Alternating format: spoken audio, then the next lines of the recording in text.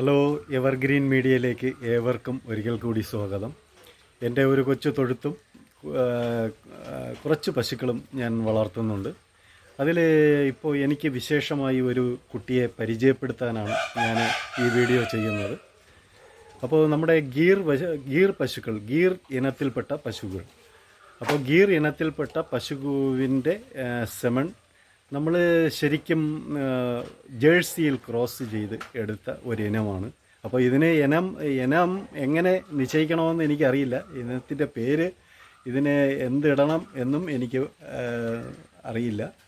പക്ഷേ ഇപ്പോൾ എൻ്റെ വീട്ടിൽ ഇപ്പോൾ ഞാൻ വളർത്തിയെടുത്ത കുട്ടിയാണ്.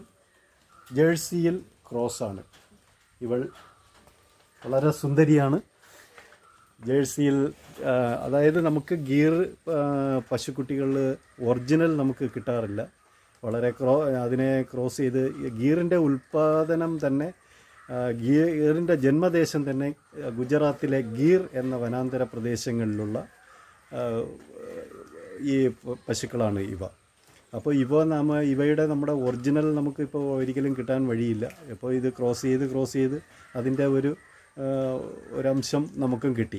അപ്പോൾ ഞാനിത് ക്രോസ് ചെയ്ത് എടുത്തത് ജേഴ്സിയിലാണ്. ജേഴ്സിയിൽ ക്രോസ് ചെയ്ത പശുക്കുട്ടിയാണ്. അപ്പോൾ ഇവയുടെ ഒറിജിനൽ പശുക്കൾ, ഗീറിൻ്റെ ഒറിജിനൽ പശുക്കൾ ഏകദേശം 18 മുതൽ 24 ലിറ്റർ പാല് വരെ ഒരു ദിവസം പെർ ഡേ ഉൽപ്പാദിപ്പിക്കാൻ കഴിവുള്ള പശുക്കളുണ്ട്. അപ്പോൾ നമുക്ക് ഞാനിപ്പോൾ പരീക്ഷണാർത്ഥം ചെയ്തതാണ്. ഇത് ജേഴ്സിയിൽ ക്രോസ് ചെയ്യിപ്പിച്ച് എടുത്തതാണ്. ഇവൾ 4 മാസം പ്രായമായ കുട്ടിയാണ്. അപ്പോൾ 18 മാസം കഴിയുമ്പോഴത്തേക്കാണ് ഇവയെ നമ്മൾ സ്വാഭാവികമായും കുത്തിവയ്ക്കുന്നത്.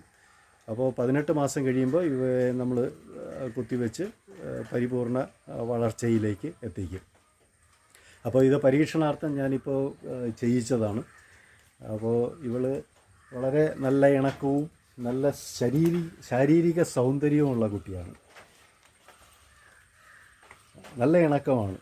നമുക്ക് ഭയങ്കരമായ ഒരു സ്നേഹമുള്ള ഒരു കുട്ടിയാണ്. ഇവ നല്ല ഭക്ഷണം, എന്ത് ഭക്ഷണവും കഴിക്കാനുള്ള ഒരു ശീലമാണ് ഇവർക്ക്. അപ്പോൾ ഞാൻ സ്വാഭാവികമായിട്ടും കൊടുക്കുന്ന പരുത്തി പിണ്ണാക്ക്, പിന്നെ ഗോതമ്പിൻ്റെ തവിട് എന്നിവ, വാഴത്തട ചെറുതായിട്ട് അരിഞ്ഞത്, ഇവയൊക്കെയാണ് നൽകാറ്. അപ്പോൾ എല്ലാവരും ഒന്ന് പരീക്ഷിക്കുക. ഗീർ ഇനം എന്തായാലും എൻ്റെ പരീക്ഷയുടെ റിസൾട്ട് എന്താണെന്നുള്ളത് ഞാൻ ഇവളുടെ പൂർണ്ണ വളർച്ച എത്തിയതിന് ശേഷം പാലിൻ്റെ അളവിൻ്റെ ക്വാളിറ്റി ഇതൊക്കെ ഞാൻ എന്തായാലും അടുത്ത വീഡിയോ ഇടുന്നതായിരിക്കും.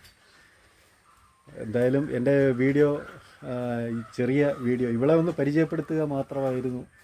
ഇവളെ എല്ലാവരെയും ഒന്ന് പരിചയപ്പെടുത്തുക, കാണിക്കുക എന്നത് മാത്രമാണ് ഇന്നത്തെ വീഡിയോയുടെ ലക്ഷ്യം. വിളഞ്ഞു വാ. വലിയ ഇണക്കമാണ് കേട്ടോ.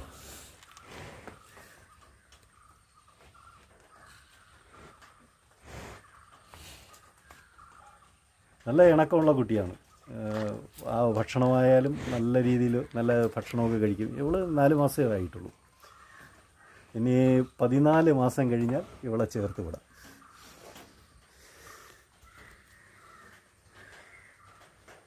ശരി, എൻ്റെ ഒരു ചെറിയ ഫാമാണ്. 3-4 പശുക്കളെ ഞാൻ വളർത്തുന്നുള്ളൂ. അപ്പോൾ ഇവരെക്കുറിച്ചൊക്കെ ഞാൻ വീഡിയോ അപ്ലോഡ് ചെയ്യാറുണ്ട്. നമുക്ക് ഇതൊക്കെ ചെയ്യുന്നത് ഒരു സന്തോഷം. നമ്മൾ വളർത്തുന്ന കുട്ടികളെയൊക്കെ നമുക്കൊന്ന് കാണിക്കുക എന്ന ആ ഒരൊറ്റ ഉദ്ദേശമേ ഉള്ളൂ. അപ്പോൾ എന്തായാലും വീഡിയോ ഇഷ്ടപ്പെട്ടെങ്കിൽ ലൈക്ക് ചെയ്യുക, ഷെയർ ചെയ്യുക, സബ്സ്ക്രൈബ് ചെയ്യുക. എന്തായാലും സബ്സ്ക്രൈബ് ചെയ്യണം. ഞാൻ